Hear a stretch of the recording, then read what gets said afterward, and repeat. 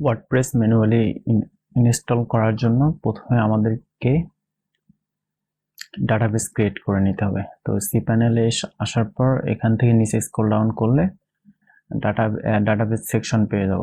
তো database section থেকে MySQL and database এখানে ক্লিক করতে হবে। তো ক্লিক করার পর আগে আমাদেরকে প্রথমে ডাটাবেস ক্রিয়েট করে নিতে হবে। আমরা একটা ডাটাবেস নেম দেই,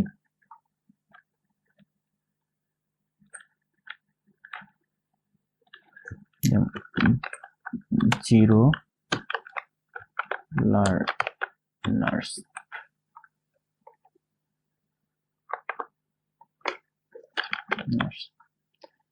আমরা একটা ডাটাবেস নেম দিলাম, দেওয়ার পর ক্রিয়েট ডাটাবেস। আচ্ছা,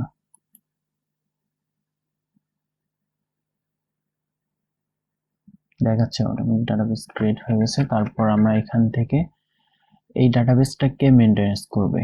এই ডাটাবেসটা মেইনটেনেন্স করার জন্য আমাদেরকে একটা MySQL ইউজার ক্রিয়েট করতে হবে। ইউজার ক্রিয়েট করার জন্য আমরা একটা ইউজার নেম দেবো। স্ক্রল ডাউন করলে অ্যাড নিউ ইউজার, এখান থেকে আমরা কি ইউজার নেম এবং একটা পাসওয়ার্ড ক্রিয়েট করতে হবে। তো পাসওয়ার্ড ক্রিয়েট করার ইউজার নেম ক্রিয়েট করার জন্য আমাদেরকে এখানে একটা ইউজার দিতে হবে। তো আমরা ডাটাবেস ইউজার নেম সেম রাখলাম, 0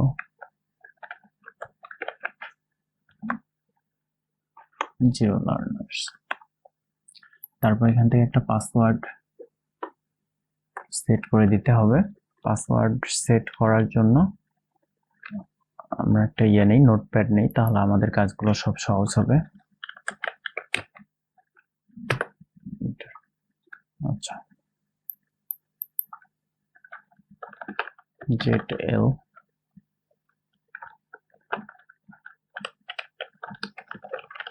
একটা পাসওয়ার্ড আমরা ক্রিয়েট করে নিলাম। এরপর এখানে আমরা পাসওয়ার্ড একটা সেট করে দিলাম, আবার পাসওয়ার্ড দিতে হবে।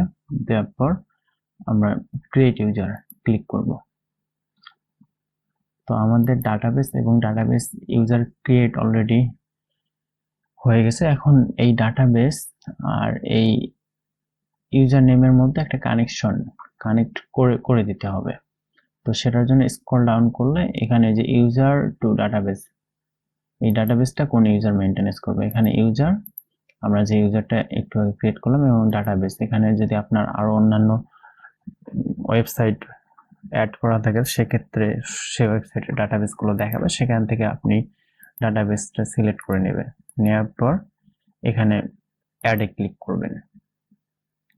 অ্যাডে ক্লিক করার পর অলের মধ্যে ক্লিক করতে হবে।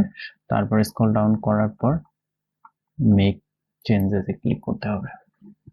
কারণ এখানে ওকে হয়ে গেছে। তারপর গো ব্যাক, আবার ফিরে আসতে হবে। আসার পর আচ্ছা, আমরা এগুলো আগে নোটপ্যাডে উঠাই নিই। আমাদের ডিপি যার পাসওয়ার্ড, তারপর ডাটাবেস নেমটা আমরা যেহেতু সেমই রাখছি, তো সেক্ষেত্রে আমরা এটা কপি করে নেই, ডিপি নেম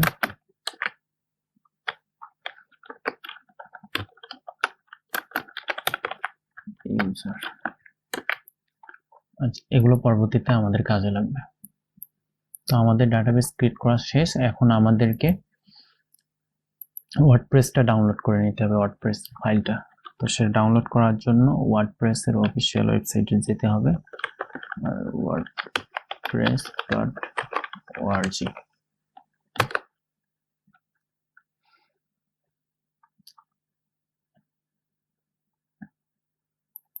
গেট ওয়ার্ডপ্রেস, এখান থেকে স্ক্রল ডাউন করার পর এখান থেকে আমাদের ওয়ার্ডপ্রেসটা ডাউনলোড করে নিতে হবে।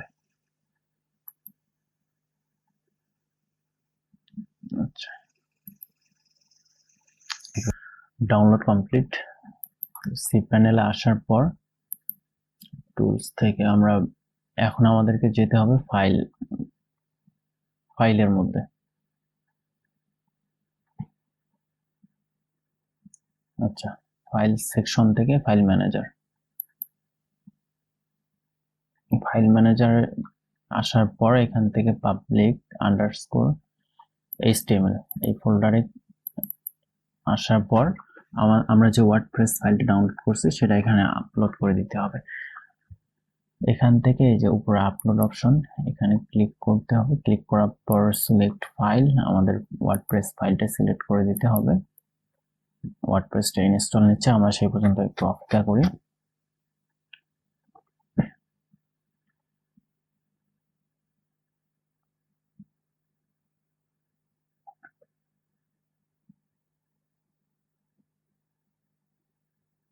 কমপ্লিট হয়েছে। কমপ্লিট হওয়ার পর আমরা গো ব্যাক আসার পর আমরা যে এই জিপ ফাইলটা আনজিপ করব।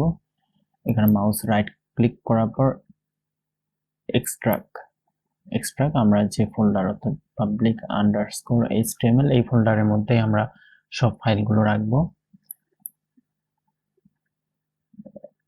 এক্সট্রাক্ট হয়ে গেছে। তারপর আমরা সব এই ফাইলগুলো সবগুলো আমরা সিলেক্ট করে মুভ করব। মাউস রাইট ক্লিক করে এখান থেকে মুভে ক্লিক করব এবং কোন ফোল্ডারের মধ্যে যাব, এই যে আমরা এগুলো ব্যাক স্পেস থেকে কেটে দিচ্ছি। আমরা সবগুলো ফাইল পাবলিক আন্ডারস্কোর এইচটিএমএল ফোল্ডারের মধ্যে নিয়ে আসবো। মুভে ক্লিক করি, সব ফাইল মুভে আসছে, অর্থাৎ পাবলিক আন্ডারস্কোর এইচটিএমএল আসছে। আমরা ব্যাক করি। ব্যাক করার পর আমরা এই ওয়ার্ডপ্রেস জিপটা আমরা ডিলিট করে দেই। সিলেক্ট করার পর এখান থেকে ডিলিট করে দিচ্ছি। স্কিপ,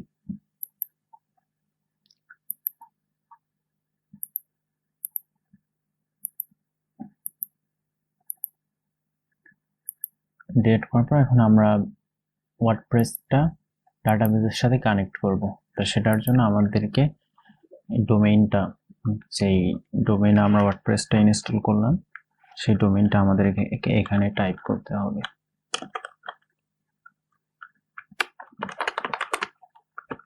ব্লগার, এখান থেকে সিলেক্ট করে দিতে হবে ইংলিশ, তারপর কন্টিনিউ করার পর এখানে লেটস গো, এখান থেকে ডাটাবেস নেমটা আমাদেরকে দিতে হবে। আমরা ডাটাবেস নেমটা অবশ্যই নোট করে রেখেছি, তো সেখান থেকে আমরা ডাটাবেস নেমটা দিয়ে দিচ্ছি কপি করে। তারপর পেস্ট করে দিচ্ছি এখানে। ডাটাবেস ইউজার নেম যেহেতু আমাদের সেম, তো আমরা এটা আবার পেস্ট করে দিচ্ছি। আর এখানে দিতে হবে আমাদের পাসওয়ার্ড। এটা হলো ডাটাবেস, যে পাসওয়ার্ডটা আমরা ক্রিয়েট করছিলাম সেই ডাটাবেসের ইউজার পাসওয়ার্ডটা আমাদেরকে কপি করে নিয়ে তারপরে এখানে দিতে হবে। এখানে দেওয়ার পর পেস্ট করে দিতে হবে। তারপর এখান থেকে যে টেবিল প্রিফিক্স, অর্থাৎ ডাটাবেসের টেবিল প্রিফিক্সটা কি থাকবে, এটা বাই ডিফল্ট ডাব্লিউপি থাকে, এটা অবশ্যই চেঞ্জ করে দিতে হবে। আপনি আপনার মতো যে কোনো ওয়ার্ড সংখ্যা দিতে পারেন। আমি আপাতত টিউটোরিয়াল পারপাসে জেটেল দিচ্ছি। তারপর সাবমিট করতে হবে। সাবমিট করার পর তারপর রান করতে হবে। রান করার পর এখানে আপনার ওয়ার্ডপ্রেসের যে আপনি পাসওয়ার্ড ইউজার নেম দেবেন সেটা এখানে দিতে হবে।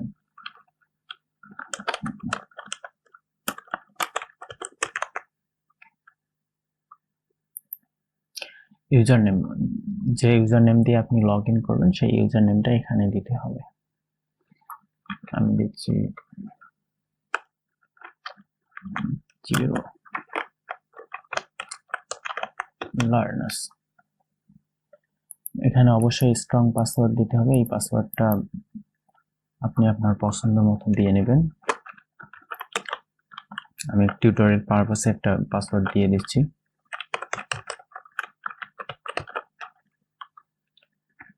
কপি করে নিচ্ছি।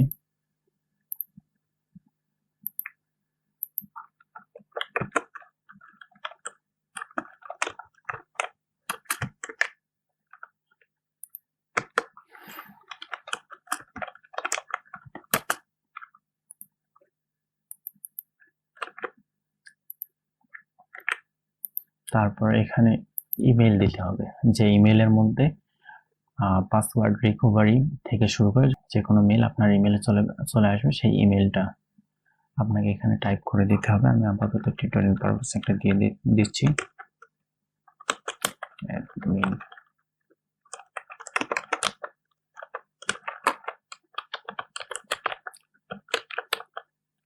তারপরে এখান থেকে সাইট নতুন অবস্থায় এখান থেকে টিক মার্কটা দিয়ে নিতে হবে। এটা হলো সার্চ ইঞ্জিন আপনার ওয়েবসাইটটা ক্রল করবে কি করবে না সেটা অফ করে দিতে হবে।